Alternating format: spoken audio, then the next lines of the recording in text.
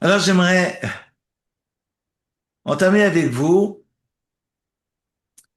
les 400 versets qu'occupe l'édification du tabernacle. Vous savez que sont consacrés au tabernacle, au Mishkan, plus de 400 versets. Alors que nous avons en tout et pour tout uniquement 31 versets autour de Maaseh Bereshit, autour de la création du monde. Quand même curieux, qu'on n'ait que Lamed Aleph, que 31 versets pour la création du monde et plus de 400 versets pour une maison qui aujourd'hui n'a plus d'application parce que, alors, le Mishkan, le tabernacle, qui était le temple portatif qui a suivi le peuple d'Israël au sortir d'Égypte, et a été remplacé par le temple de Jérusalem qui a été détruit, le premier en moins 586, le second en plus 70. Donc, il n'y a plus de temple. Alors, pourquoi nous parler, pourquoi partager autant de versets autour de l'édification, autour de cette bâtisse qui a occupé, alors qui était centrale au sortir d'Égypte, parce que les tribus d'Israël entouraient le tabernacle qu'on appelle le Mishkan en hébreu. Mishkan qui s'appelle aussi la tente du rendez-vous, la tente de d'assignation, mais en fait la tente du rendez-vous. Parce que Ohel Moed, Moed veut dire la fête, veut dire le temps, mais veut dire aussi la rencontre. C'était la tente Ohel, la tente Moed, non pas l'attente de la rencontre, mais l'attente du rendez-vous. Rendez-vous avec le divin. Et comme nous l'avions déjà évoqué, finalement, le vrai temps, si Moed désigne le temps, le vrai temps, c'est le temps de la rencontre. C'est pas le temps, comme répète Madame Smoda, qui a raison d'ailleurs, c'est pas le temps qui passe, c'est nous qui passons. Mais notre rapport au temps est fondamental. Parce que ce temps qui passe, ou plutôt nous qui passons dans ce temps, et nous sommes évidemment que créatures éphémères et nous faisons que passer, rappelons que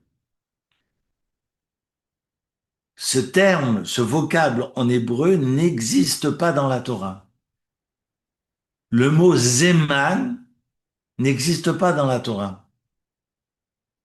Et d'ailleurs, le seul terme, le seul mot, seul vocable qui est utilisé dans la Torah pour désigner le temps, c'est le mot Moed, qui évoque la fête et qui évoque aussi le rendez-vous avec le Très-Haut.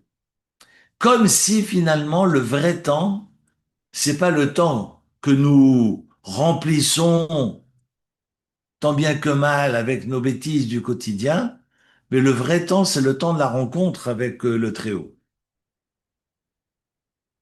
D'ailleurs, Zeman peut être coupé en deux mots, parce que le mot Zeman n'existe pas dans la Torah.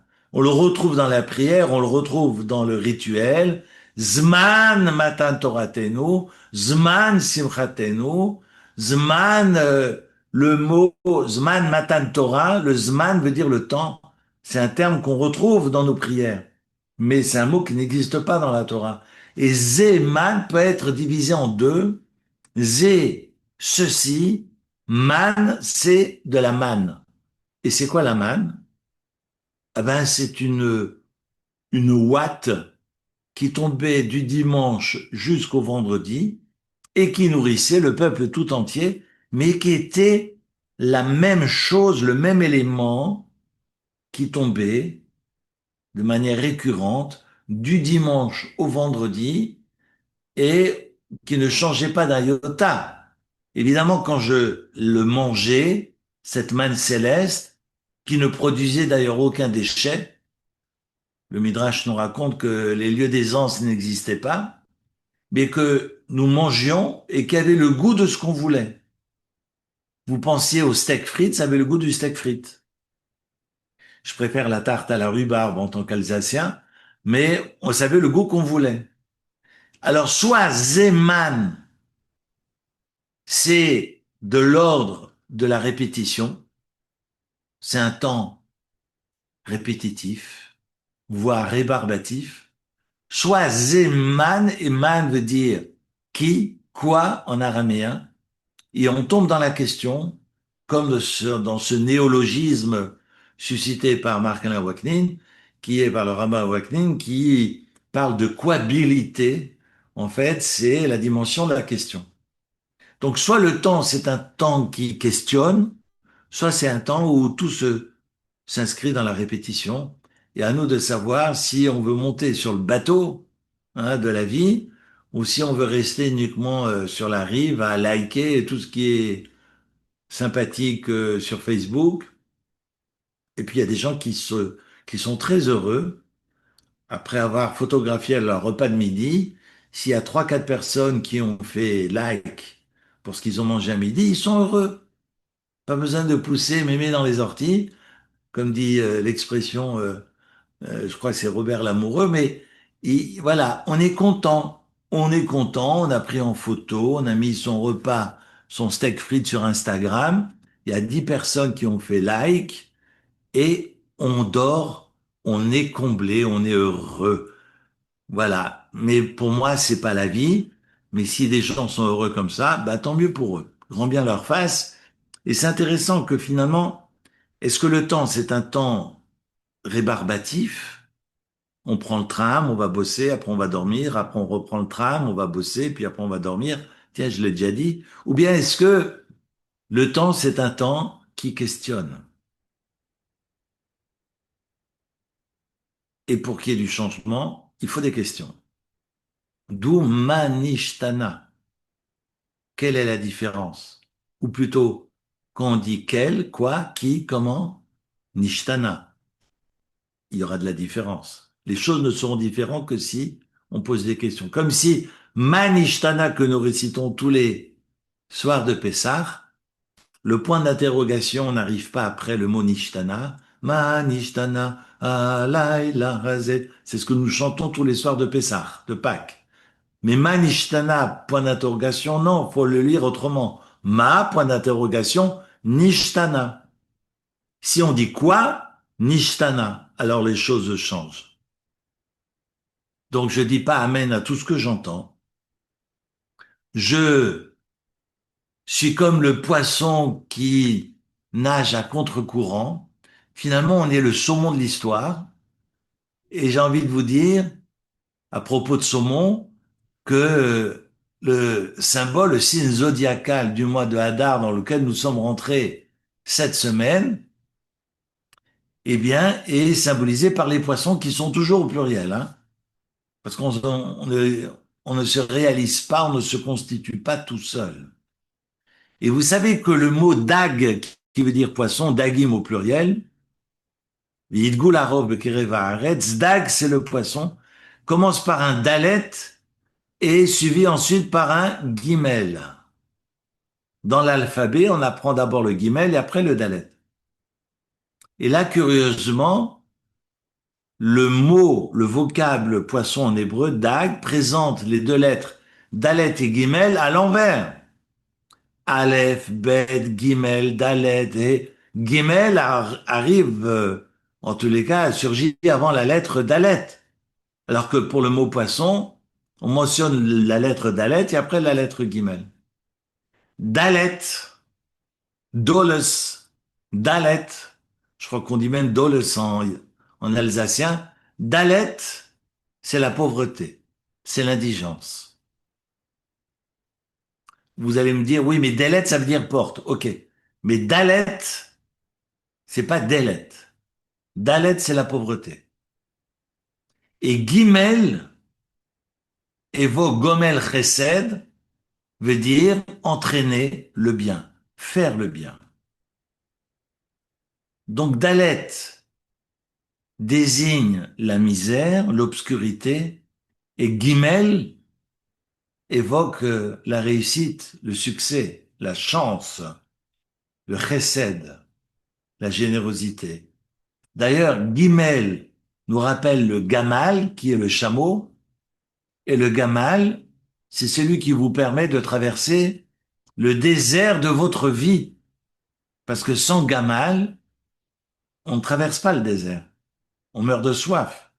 Donc le gamal, qui a plus de 52 litres dans sa bosse, va vous permettre, en le chevauchant, de traverser le désert, j'allais dire le désert de votre vie, et finalement, Gomel, Gamal, ben, désigne la chance, désigne le chesed, désigne la lumière. Vena forhu, comme c'est marqué dans la Megillat Esther, Vena forhu. Les choses se sont retournées. Le sort se retourne contre Aman. Nous avons un Aman qui a jeté ses dés et le sort est tombé sur le mois de Hadar. Il s'est dit, bingo, ça tombe bien parce que le mois de Hadar, le 7 Hadar, c'est la mort de Moïse. Et si on est le 7 Hadar, eh bien, on aura évidemment aucune chance, les béné Israël, qui marquent le deuil de la disparition de Moïse. C'est ce mois de Hadar que je décide d'exterminer le peuple d'Israël. Ce qu'il a juste oublié à Aman, c'est que c'est peut-être le jour de sa mort, mais c'est également le jour de sa naissance. Ça, c'est la force du juif. Parce que quand on est en bas et quand on est par terre, on se relève. Et on se relève quoi qu'il arrive. Et on se relèvera toujours quoi qu'il arrive. Comme la famille Vicente qui me le faisait rappeler, effectivement, la lumière germe dans l'obscurité. Et quand on est dans ces ténèbres, dans cette obscurité, on trouve la force, finalement, de se relever. Quoi qu'il arrive, c'est pas grave de trébucher. Ce qui est grave, c'est de ne pas se relever. Ce n'est pas grave de trébucher. Ce n'est pas grave de choir, de tomber. Ce n'est pas grave d'être par terre. Il n'y a pas à culpabiliser. Ce qui est grave, c'est d'être par terre et de ne pas se relever. Et la Torah nous enjoint, nous oblige de toujours nous relever. Ça, c'est le symbole du poisson. Parce qu'au moment où on est d'aller dans la misère, on trouve la force d'être Gomel Chesed et d'aller vers la lumière. Et donc, c'est justement le signe du mois de Hadar qui évoque non seulement la mort de Moïse, mais également la naissance de Moïse, autrement dit, notre renaissance. Je vérifie furtivement sur mon téléphone si nous sommes le 7 Hadar, eh bien, on est déjà le 7 Hadar au moment où je vous parle, parce qu'on éveille du 7 Hadar. Demain, c'est le 7 Hadar, mais vu qu'il fait nuit dehors, visiblement, il fait nuit depuis une heure et quart. Donc, donc, nous sommes ce soir la Iloula de Moshe Rabbeinu. Et on commémore la mort de Moïse, mais également sa naissance, c'est ce soir. Vena forchu nous enseigne la Megillat Esther. En fait, le sort se retourne. Et à chaque fois qu'on pense qu'on est foutu, c'est souvent les femmes d'ailleurs qui ont plus de force que les hommes et qui disent à leur mari, arrête de baisser les bras. Il faut maintenant se battre. On va y arriver. On le voit dans l'histoire. C'est la reine Esther qui dit à Mordechai, nous, allez, maintenant vous allez jeûner, vous allez prier, on va y arriver. Et elle donne sa vie pour sauver le peuple d'Israël. Et ce sont toujours les femmes qui font le premier pas et qui trouvent la force pour motiver leur conjoint. On le voit avec Myriam, on le voit avec Yochebed, on le voit à chaque fois avec ces femmes qui, dans l'histoire juive, ont été les locomotives. Alors quand on parle d'égalité, euh, c'est un discours qui n'a pas sa place dans la Torah parce que la Torah est justement dans une lecture contraire qui voit la femme au-dessus de l'homme. Toujours, toujours, toujours.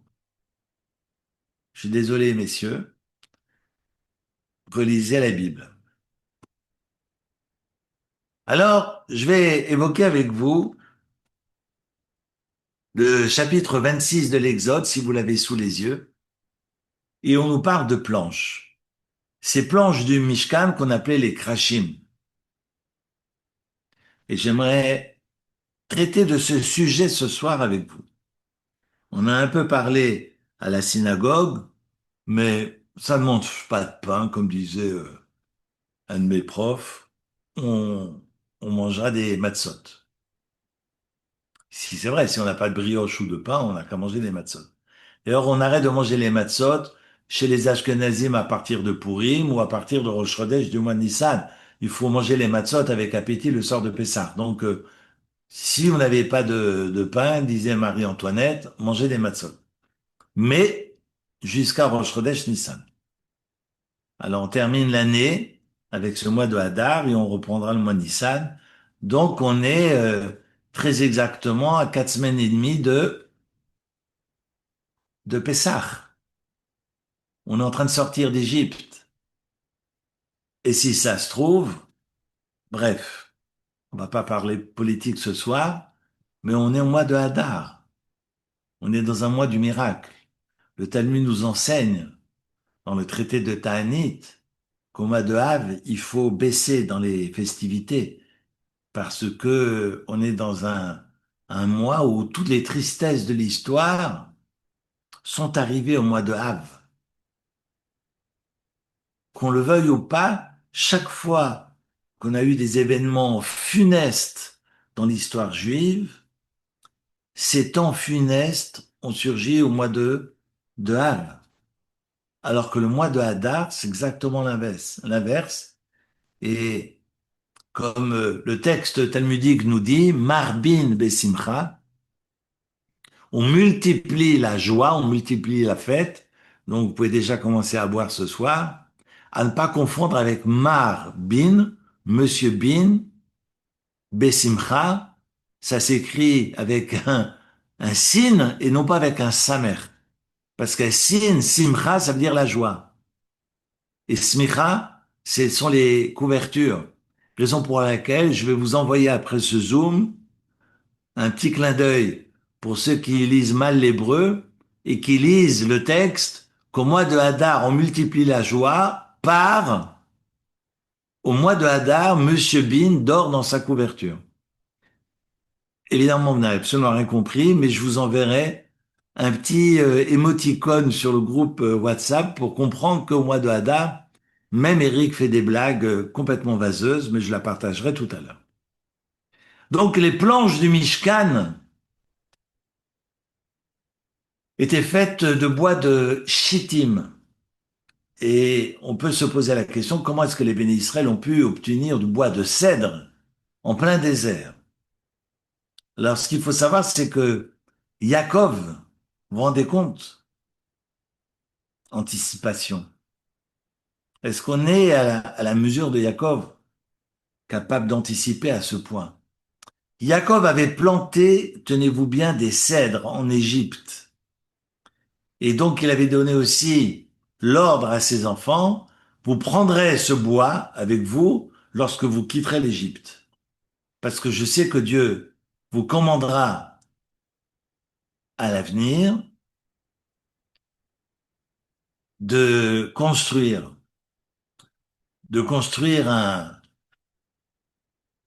un foyer, de construire un lieu de résidence en bois de cèdre. Extraordinaire. Chaque planche était recouverte d'or, et puis la planche était taillée de telle sorte, de telle manière à pouvoir s'emboîter avec une autre dans un socle d'argent. C'est ce que le texte va nous enseigner et je vous invite à ouvrir donc ce chapitre 26.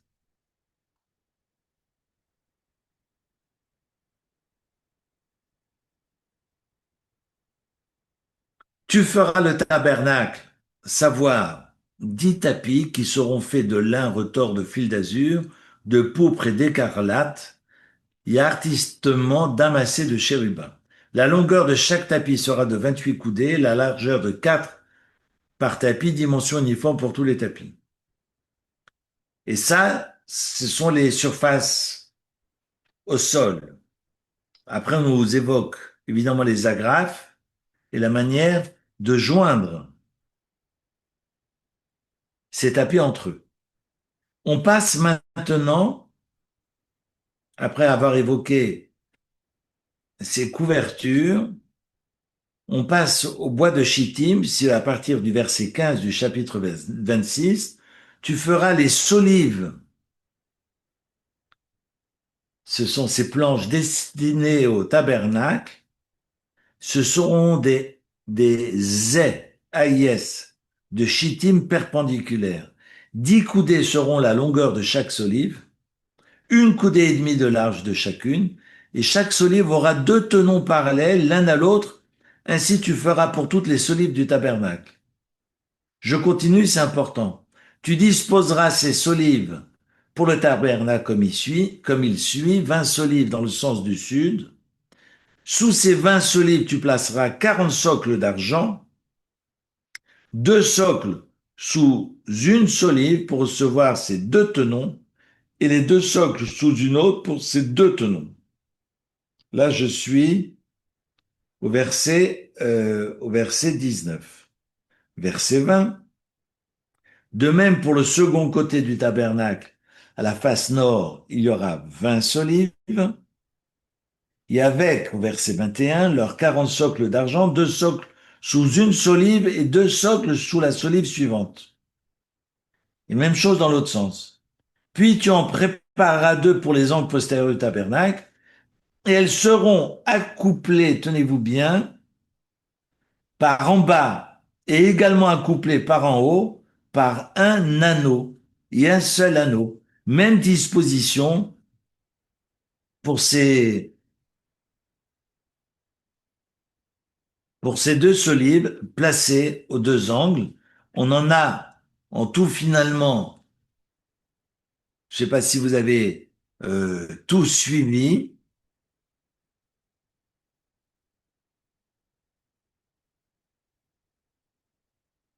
ces solives, quand on fait le compte, elles étaient de 48. Et un très très joli commentaire du Khatam Sofer, le Rav Sofer Schreiber, Moshe Sofer Schreiber, qui est mort en 1839 à l'âge de 77 ans. Je l'évoque un peu, il est né, enfin, il est né en Allemagne, mais il a surtout vécu et puis il a été un des grands maîtres de la Hongrie, hein, du 18e et 19e. Le Khatam Sofer est vraiment le tenant du judaïsme orthodoxe et il est lu et étudié en ce sens. Mais il a un très très joli commentaire qui a été repris ensuite par mon oncle Rav Gershon Cohen, Zichrono Livracha, et j'aimerais partager son propos. On apprend dans le traité de Megillah, à la page 14, que le traité nous apprend qu'il y avait 48 prophètes dans toute l'histoire juive, 48 prophètes. Est-ce que j'ai une Bible sous la main pour faire le décompte avec vous? Je ne l'ai pas sous la main, c'est très bien. Mais vous me croirez, il suffira juste d'ouvrir votre Bible ce soir et de faire le comptage. Donc, la Gemara nous enseigne que 48 prophètes ont mis le peuple d'Israël en garde. Et personne, aucun d'eux n'a réussi à remettre le peuple d'Israël dans les clous, à redresser et le ramener sur le droit chemin.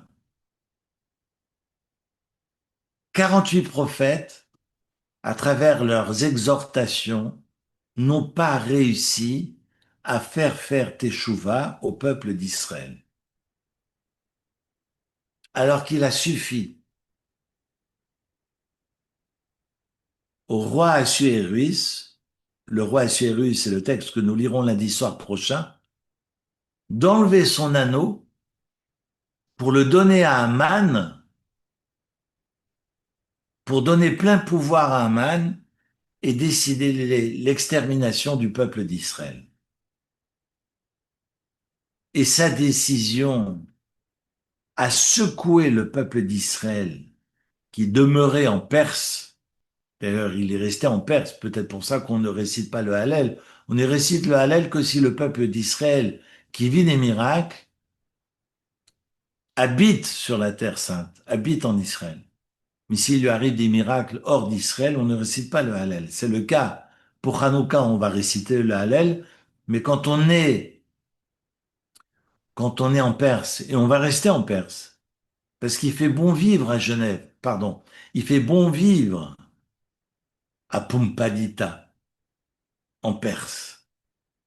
Et on sait que tous ces exilarques resteront à Genève, pardon, resteront en Perse, parce qu'il y fait bon vivre. Et on ne récite pas le Hallel pour cela, même si ils ont été finalement sauvés par le ciel. Mais je reviens à mes moutons. On voit que le roi Assuérus retire son anneau pour donner plein pouvoir à Aman, son conseiller, qui décide, grâce à l'anneau du roi, il va sceller tous ces édits qu'il enverra dans toutes les provinces du roi Assuérus. Je ne sais pas si vous imaginez ce que représentait la Perse, parce que l'URSS du temps des tsars peut, peut finalement aller se coucher devant la Perse d'Assuérus. Dans l'histoire de l'humanité, aucune nation n'a été aussi immense que la Perse, que cette civilisation perse qui a compris que elle avait tout intérêt à autoriser les Judéens à retourner sur leur terre pour reconstruire le second temple, pour pouvoir ensuite mieux les dominer. Vous dominez soit par le bâton, soit par la carotte. Est-ce que Cyrus, qui sera d'ailleurs désigné comme un messie, vu que Cyrus va autoriser plus tard les Juifs à retourner en Terre Sainte, eh bien, il a tout compris. C'est comme ça que finalement, cette civilisation a pris son temps, mais a surtout a pris la place qu'elle a occupée, 127 provinces. Je ne sais pas si vous imaginez que la Perse allait du centre de l'Afrique, plus bas que la corne de l'Afrique, jusqu'aux Indes. Alors ouvrez une carte tout à l'heure, ouvrez l'Atlas, vous verrez ce que ça représente. C'est incroyable. C'est la moitié de l'Afrique, une partie de l'Europe et pratiquement allez, un tiers de l'Asie. Ça c'était la Perse. Alors vous imaginez, Aman qui envoie des messagers aux confins de ces provinces pour annoncer que on va massacrer le peuple d'Israël, on va massacrer les Juifs là où ils se trouvent. Quand Assuérus est revenu sur sa décision, après qu'Aman ait été pendu, haut et court, le sort s'est retourné contre lui, il a fallu se battre pour empêcher ces massacres. Parce qu'on a beau dire non, Assuérus finalement est revenu sur sa décision. Vous imaginez ces habitants là où les Juifs vivaient avec le couteau entre les dents? Ah ben non, moi ça fait des semaines que j'aiguise mes couteaux. Si on me dit que maintenant tout tombe à l'eau, laissez-moi un tout petit peu quand même. Bref. Mais quand il faut relire, si vous avez le temps ce week-end de relire le huitième, septième, huitième, neuvième et dixième chapitre de la Megillat Esther pour comprendre les enjeux politiques qu'endossait finalement Mordechai, parce que il a beau avoir le sceau de Haman au doigt, il a fallu faire vachement gaffe pour que finalement les États qui s'étaient préparés à massacrer les Juifs reviennent sur leurs décisions. Et quand bien même les ministres et les polices sont sous les ordres d'Assuérus, mais les habitants, non, non, les autochtones, non, non. C'est notre affaire maintenant. Évidemment, toute ressemblance avec une histoire pas si éloigné que cela, il y a 80 ans, purement fortuite. On sait comment les Juifs ont été traités pendant la guerre en Ukraine, en Hongrie, etc. Bref, revenons à nos moutons.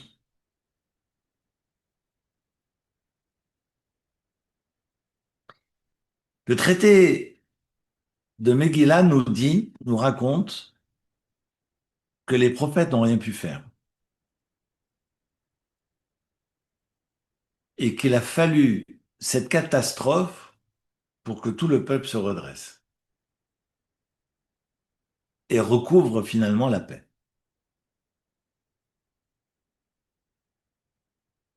L'anneau ôté du doigt du roi va évidemment faire teshuva au peuple d'Israël. Le nom de Dieu n'apparaît pas dans la Megillah.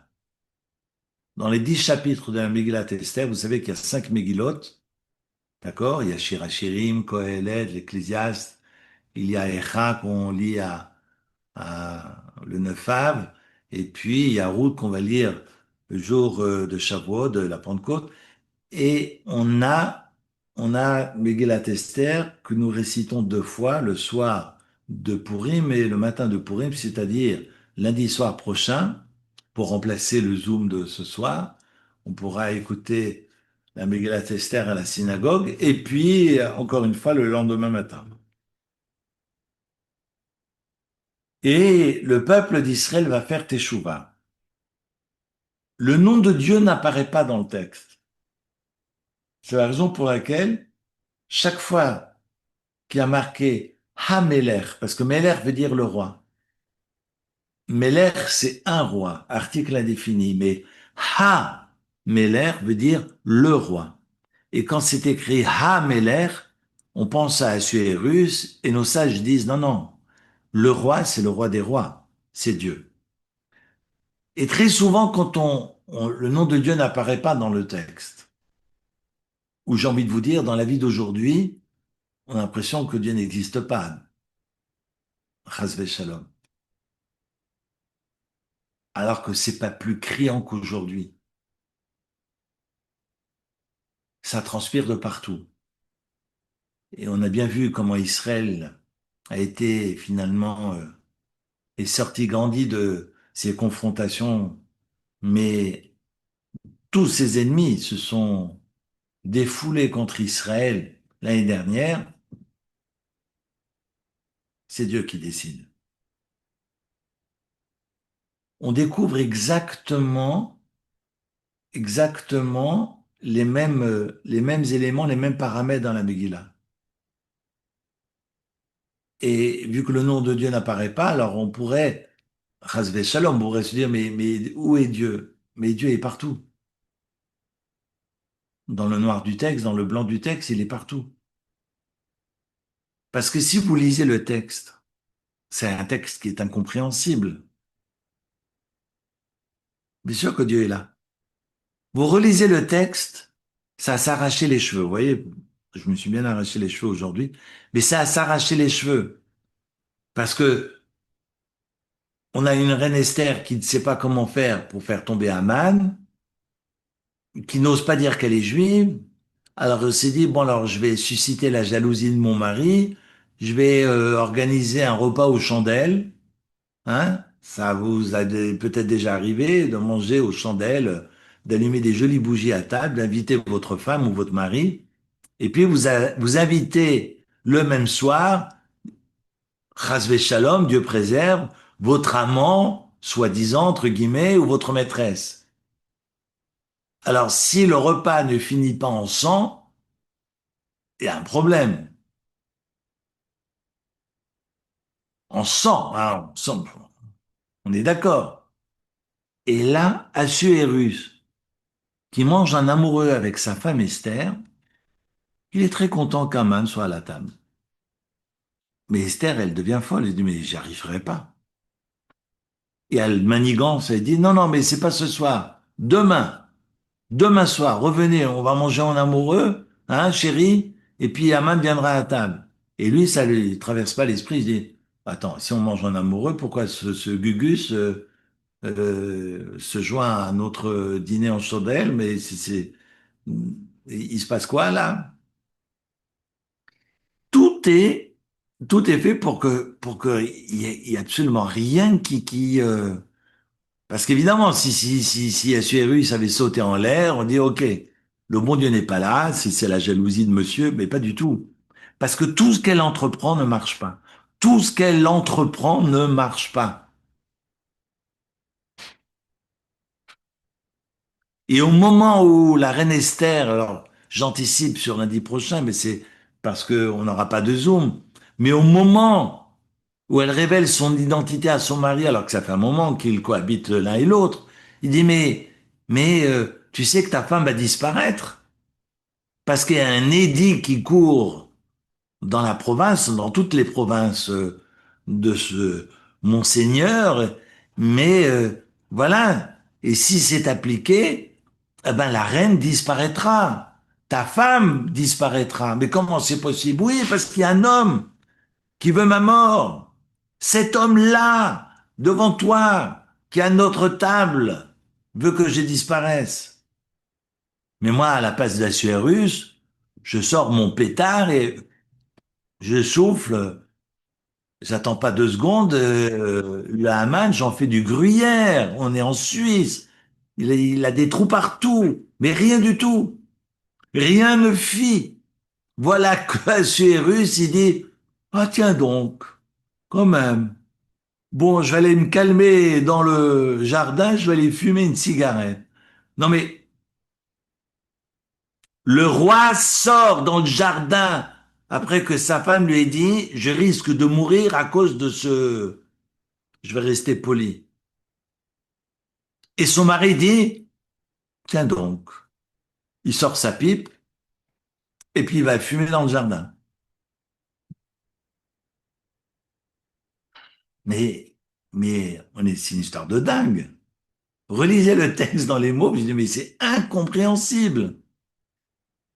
Et le bon Dieu demande à un ange qui est là de pousser Aman qui tombe aux pieds de Esther. Et là, le roi rentre et il dit, comment ça? Tu veux prendre ma place? Et c'est là que la moutarde lui monte au nez. Un autre ange qui est là, qui lui dit, qui est déguisé en eunuque, enfin, vous vous rendez compte tout ce qu'il faut mettre en place, et qui dit, ah, ça tombe bien, il y a une potence qui attend dans le jardin, on n'a qu'à le pendre. Et là, comme ça, subitement, la cerise, oui, c'est ça, qu'on le pende. Et finito la commedia. Expliquez-moi, si on prend juste le pshat, le sens littéral du texte, mais c'est n'importe quoi. C'est le monde d'aujourd'hui. C'est n'importe quoi. La seule lecture que l'on peut avoir du monde d'aujourd'hui, et c'est pour ça qu'on parle et on évoque souvent le bitachon et pas seulement la emuna, croire en Dieu c'est une chose, mais bitachon c'est d'être convaincu que l'histoire que nous traversons, c'est Dieu qui décide et qui est maître du monde et de l'histoire. C'est ça le bitachon. Et que ce que Esther est en train de vivre, c'est Dieu qui veut. Et c'est ce que Mardoché dira à sa femme. De toute façon, le salut viendra. Imacharesh tacharishi baetazot. Revach v'atzala, nous dit le texte de la Megillah. Mardoché dit à sa femme, de toute façon, le bon Dieu a décidé de sauver son peuple. Ça passera par toi ou ça passera par quelqu'un d'autre. Mais de toute façon, ça arrivera. Mais si ça passe pas par toi, alors que tu te taises et que tu disparaisses. À jamais. C'est un passage très fort. Parce que Mordechai, il nous dit très clairement, mais pas seulement à sa femme ou à sa cousine, pas à sa nièce, sa cousine, mais il dit à Esther que tu saches et que nous sachions à notre tour, à nous de décider si on veut être acteur de l'histoire ou si on veut subir l'histoire.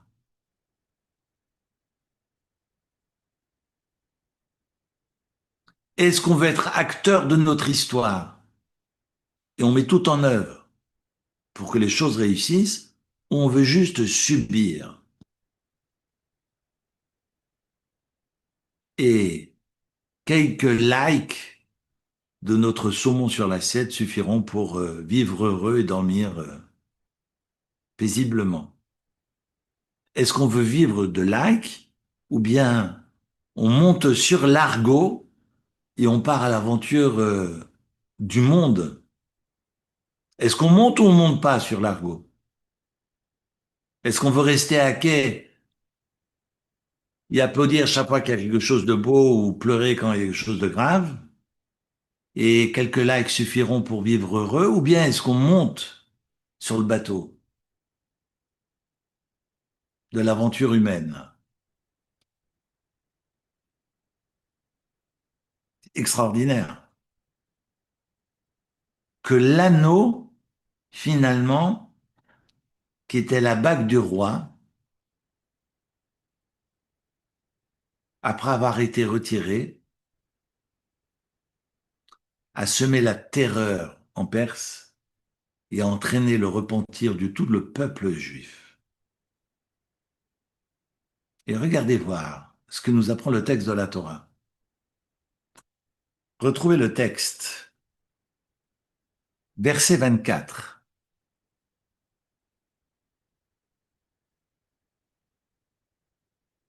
Veyiyu toamim et les matins. Deux planches identiques, jumelles, en bas, sont collées l'une à l'autre. Elles seront également identiques en haut. Yu tamim al rosho. Toamim veut dire jumeaux, jumelles. Mais jumeaux et jumelles, toamim s'écrit avec un aleph. Et là, on a le même mot, regardez, le deuxième et le sixième mot du verset 24 sont les mêmes mots. La première fois avec un aleph, la deuxième fois sans aleph.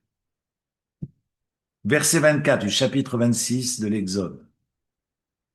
Premier mot avec aleph, le mot suivant, tomim, tamim, s'écrit sans le aleph. Quand des jumeaux naissent et qu'il y a un aleph, à l'instar de Péretz et Zarat, ce sont les enfants de Tamar avec Judas, les deux enfants sont des justes, sont des tzadikim. Là, les Toramim sont pleins, entiers, complets. Ce sont des grands et s'écrivent avec le Aleph. Quand les jumeaux qui naissent sont à l'instar de Jacob et d'Ésaü, eh bien, les jumeaux ne s'écrivent pas avec le Aleph, mais comme le second mot qui désigne les jumeaux, Tamim, et c'est exactement le mot que l'on retrouve à la naissance de Jacob et d'Ésaü, et on est au chapitre, tenez-vous bien, 25, verset 24 de la Genèse, c'est marqué, Veimleu Yameal à l'Edet, que Rebecca allait accoucher, que le temps de la délivrance arrivait, Vine Tomim Bebitna. Il se trouva qu'elle portait des jumeaux, Tomim, Tamim, s'écrit ici sans le Aleph, parce que l'un des deux ne joue pas.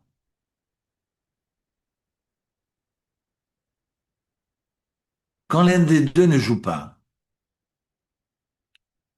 quand on vit ensemble, et qu'on sait que dans ce vivre ensemble, il y a des éléments qui ne sont pas dans les clous, alors il faut être dans l'extraordinaire, dans le miracle du ciel, tenu par l'anneau de Dieu.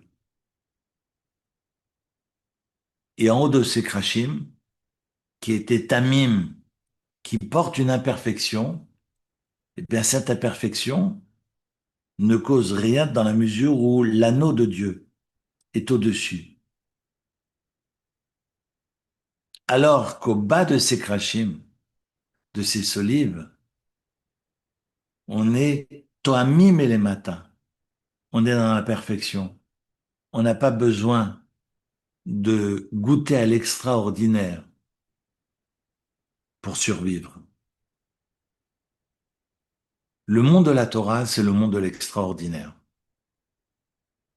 Et il faut savoir si on veut vivre dans les lois de la nature, ces lois que régissent la nature et subir finalement ces lois-là, qui sont des lois implacables, qui sont des lois binaires. C'est Dieu qui l'a voulu. Et on est dans le monde de l'ordinaire. Ou bien je décide de rentrer dans la maison du bon Dieu et je ne suis plus dans l'ordinaire, mais je suis dans l'extraordinaire. Je suis au-dessus de l'ordinaire. Et dans ce monde-là, on est dans le monde du miracle finalement. C'est le monde du Nes. Et Nes écrit Nun Samer. Le Nun et le Samer. Mais si vous retirez le Samer, qui symbolise l'anneau, du mot Nes qui veut dire miracle, il ne restera que la lettre Nun. Et Nun a pour valeur numérique 50, qui, évidemment, évoque les 50 portes de l'impureté. Quand le peuple choit en Égypte, quand il dégringole, il est aux portes de la 50e porte de la Touma, au point de ne pas pouvoir sortir. Et donc, le bon Dieu accélère la fin pour pouvoir extirper le peuple d'Israël d'Égypte. Quand vous récitez le psaume 145, le nous n'existe pas. De tout l'alphabet, de toutes les lettres de l'alphabet, le nous n'existe pas. Parce que le Nun, au moment où le roi David va rédiger ce psaume, eh bien, le premier mot qui lui vient à l'esprit, nous raconte le Talmud, c'est le mot Noflim. Il peut pas écrire Noflim. Il est en train d'écrire prophétiquement, et si c'est ce mot qui lui vient à l'esprit, il peut pas l'écrire. Noflim, ça veut dire on tombe. Donc, il saute la lettre Nun des 22 lettres de l'alphabet, et il passe à la lettre Samer, et il écrit Somer Noflim, que Dieu relève ceux qui tombent. Parce que si le Nun c'était on tombe, alors Dieu relève ceux qui tombent. Parce que le Nun, c'est la chute. Alors que si j'ajoute cet anneau au Nun, alors je compose le mot Nes et je ne subis plus le monde de l'ordinaire, mais je m'inscris dans le monde de l'extraordinaire. À moi de décider si Dieu entre dans ma maison ou pas. C'est pas Dieu qui entre, c'est moi qui décide et qui suis acteur de cette présence en mon foyer. Raison pour laquelle le texte nous dit, vous voyez, comme ce texte est moderne, bien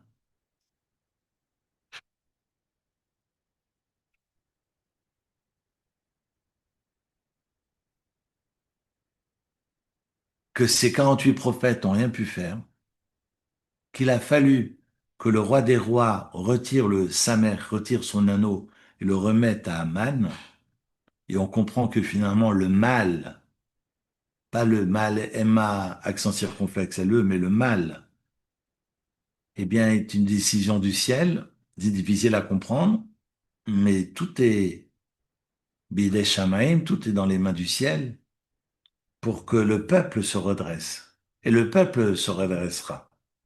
Le peuple va même, qui move et qui blue, bien clamer haut et fort qu'ils vont accepter la Torah, même ceux qui les avaient refusés vont l'accepter à ce moment-là rétroactivement. Et vont accepter le joug tant de la Torah que de l'oralité, de la tradition orale au moment de Purim.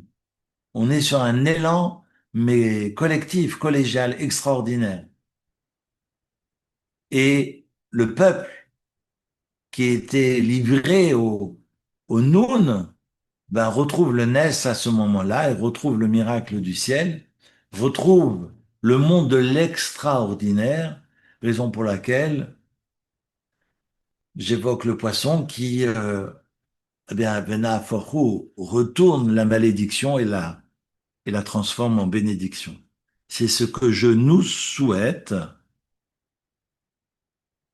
pour ce mois de Hadar, que nous connaissons la force, la joie, et que toutes les malédictions proférées à notre encontre se transforment en bénédiction, car comme ce poisson qui retourne à sa source, on marche à l'envers, et c'est comme ça qu'on peut retourner finalement ce qui est proféré à notre rencontre, à notre encontre. Alors, je nous souhaite de très très belles fêtes de Purim, Purim Sameach, Oui, et absolument. venez à Forchou, et ne buvez pas trop. Et Rev Tov, Shavua Tov, on se retrouve le 9 mars. Ne buvez pas trop, hein. Merci et bonne Merci soirée. Merci beaucoup, beaucoup, Shavuot. merci. Et Rev Tov. Merci beaucoup, Erev Tov. Erev Tov. Merci Eric. Avec Merci plaisir. beaucoup, Erev Tov.